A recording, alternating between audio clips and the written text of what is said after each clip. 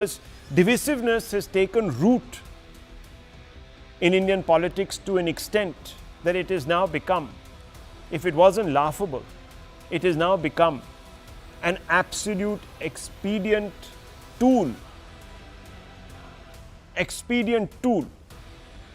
to divide, to undermine constitutional ethos, etc.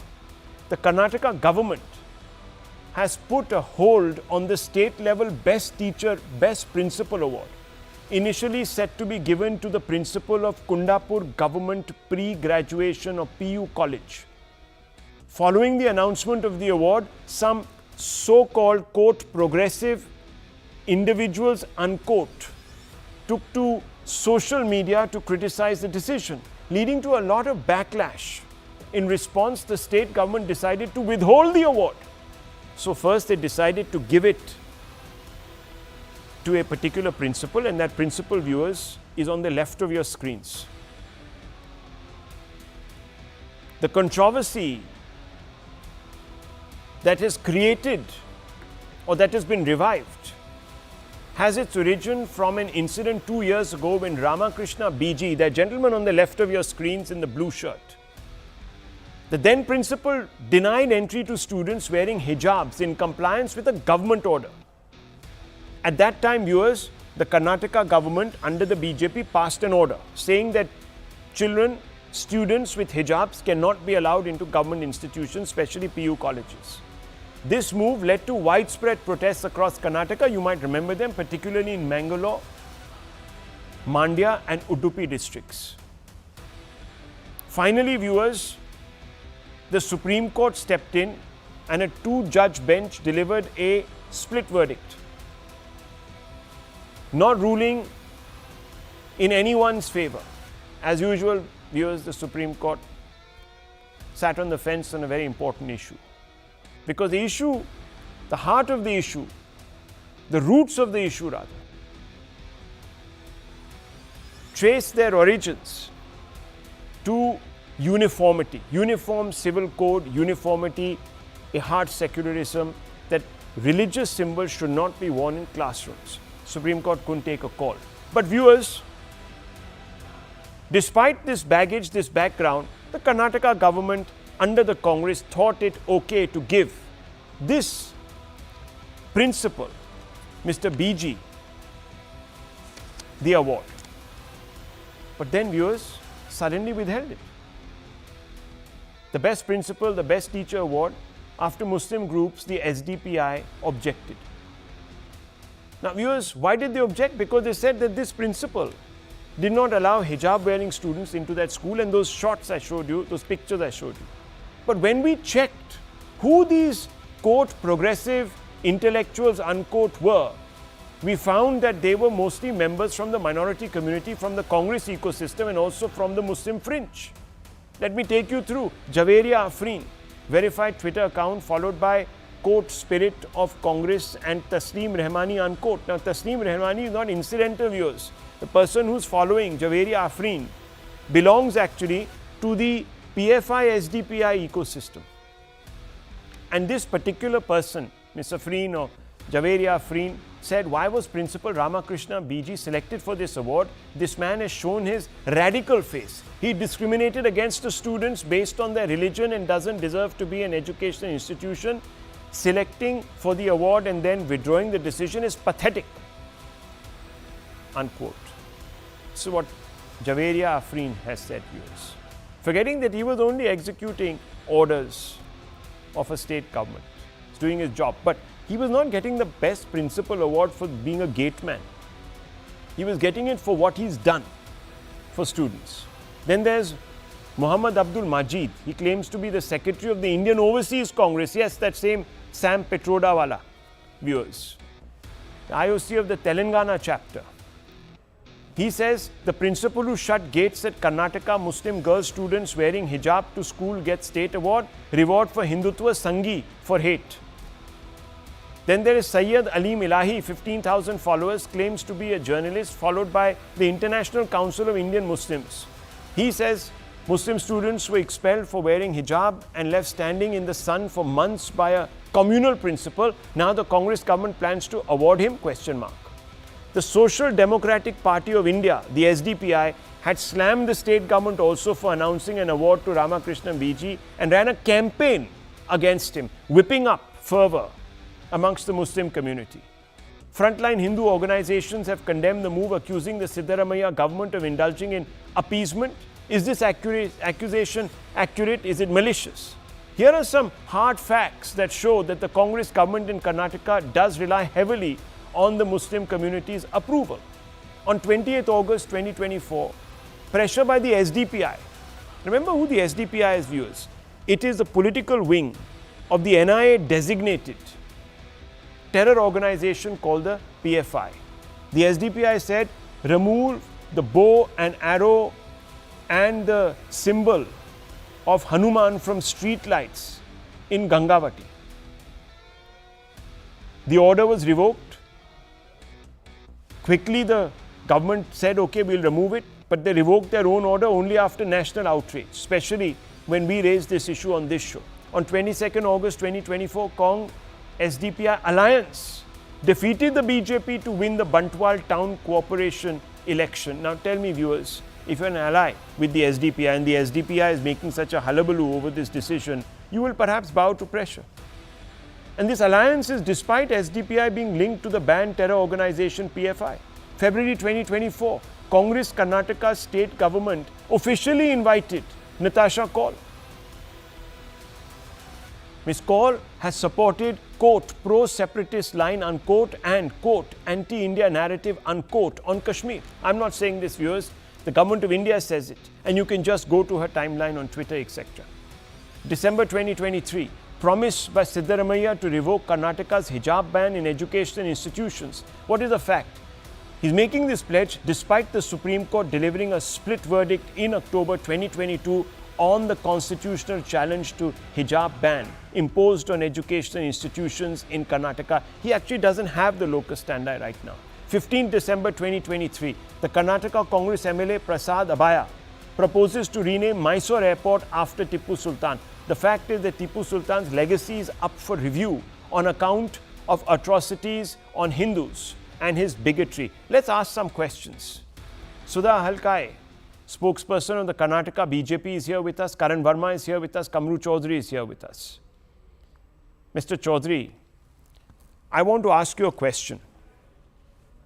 Fine, the Muslim community had a problem, and if you want to take everyone along, then okay, the government should respect sentiments.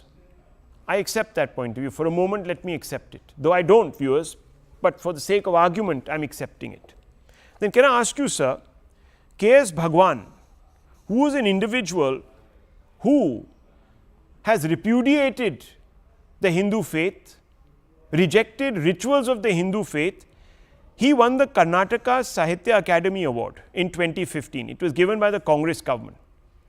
Obviously, Hindu sensibilities didn't matter. Then, Mr. Kalburgi, the late Mr. Kalburgi, in 2013, he wins the Basava Puruskara, again given by the Congress government.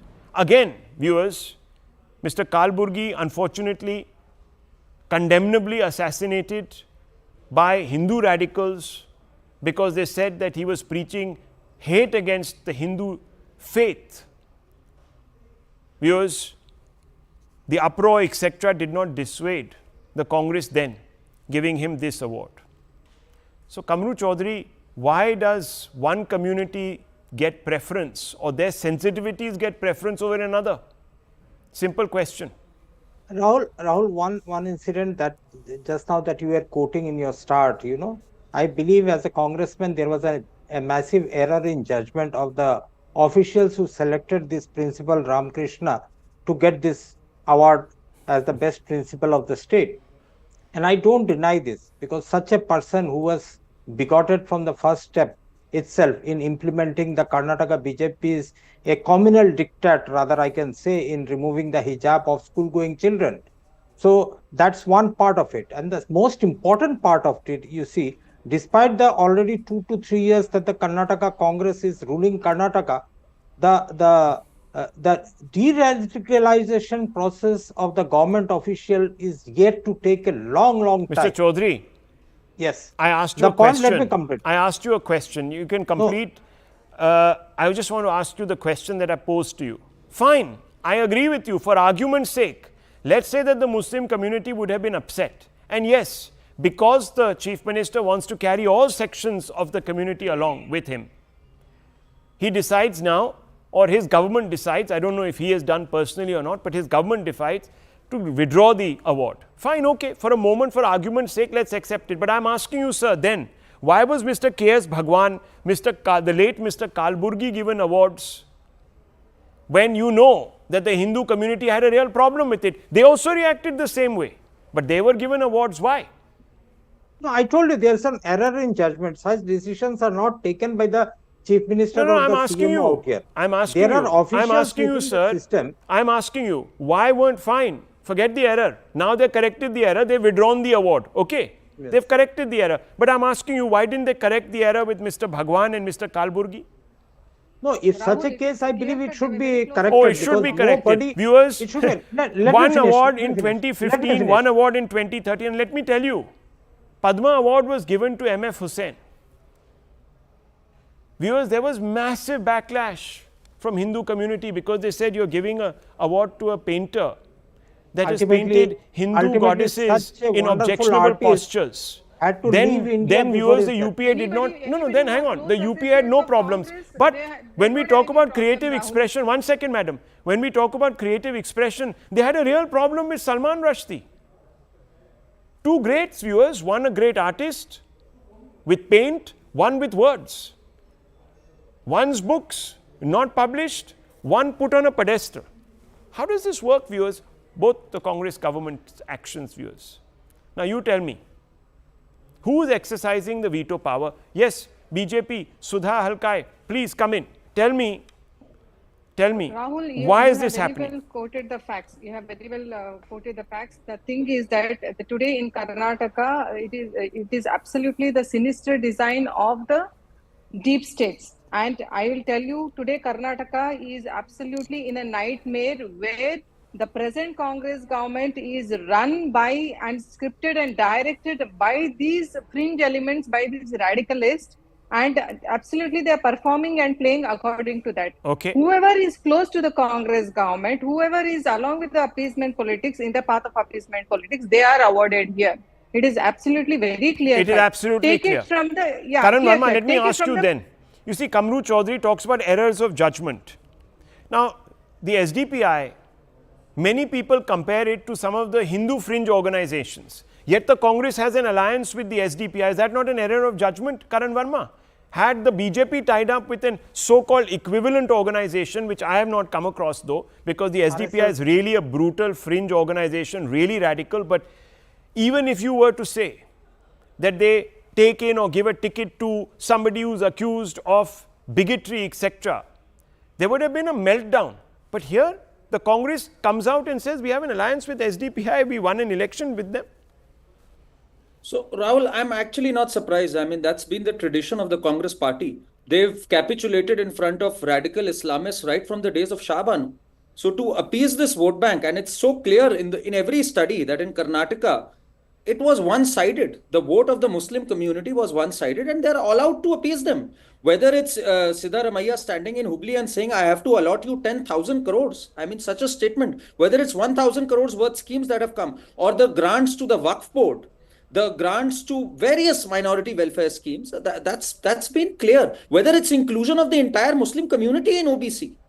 I mean, bringing back the 4% reservation for the Muslims within the OBC. So their pattern is very, very clear. They are bowing down before SDPI, which is a political front, as you rightly said, of a banned organization, PFI. So, I mean, today it's there for people to see that they will bow before radical Islamists, they'll bow before terrorists. They're ready Rahul, to can I divide come in every here? possible. They're ready to lot go of to any extent, misinformation Rahul. is being They're Ms. ready spread to in Halkai your wants to channel come right in. now. 1 second. Mr. Chaudhary, I began with you, gave you a lot of time. Ms. Halkai wants to come in. Yes. Rahul, it is they are ready to go to any extent. Take it from the pro-Pakistani slogans in the very temple of the constitution that is in the assembly. Then coming to Hanuman Chalisa chants, where the owner of the shops were assaulted. Then coming to the Kannada heroine who was speaking in Kannada and she was assaulted because of that. And now there is Mr. Ivan D'Souza, the MLC of the Congress, who says that he threatens the people of Karnataka and the governor of the Karnataka that Karnataka will be in the state of Bangladesh. This is only because of the appeasement. So let me ask you, Mr. Chaudhary, for vote bank, the BJP says you will even murder merit in this particular case. The person is meritorious. Absolutely. That's why you decided to give him the award in the first place. Khaap to nahi aaya tha kisi ko, usne dreamt it He up. was just performing No, his that's duty, how which was formulated by I the wanted to government. interfere out here on the way the fake news are being spread across through your channel. Oh, I see. First and foremost, Sudha fake madam news here regarding what? says Regarding that removal of the lamp I'm post telling is you, also you fake news? will eat back your words, ma'am. Just 2 seconds.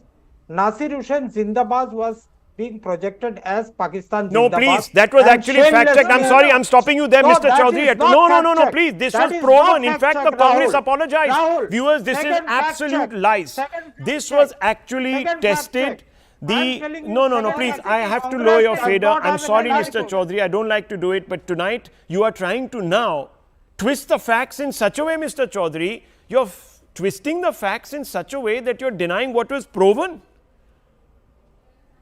Yes, Mr. I Chaudhary. told you, Rahul, they can go to any extent. That's a They can go himself to said. any extent. That's a lie. If anybody Oh has my said God. that, will I be think, rotting Karan, if in you jail. just Google, you This will is find not it. You a can hold up your subject. phone, That in is fact, the in way 30 the lies are seconds. being Let spread me in tell this you, viewers, country. this is an absolute fabrication of Mr. Kamru Chaudhary's imagination. Those slogans were chanted. The forensic labs came out with a proper match. And then, viewers, then the supporters as well as the person whose supporters were there actually came out and tendered an apology. And This they're was on well- bail today, Rahul. This was well recognized. And Mr. Chaudhary is now even denying that, saying this is fake news. Well, viewers, Google yourself, check it.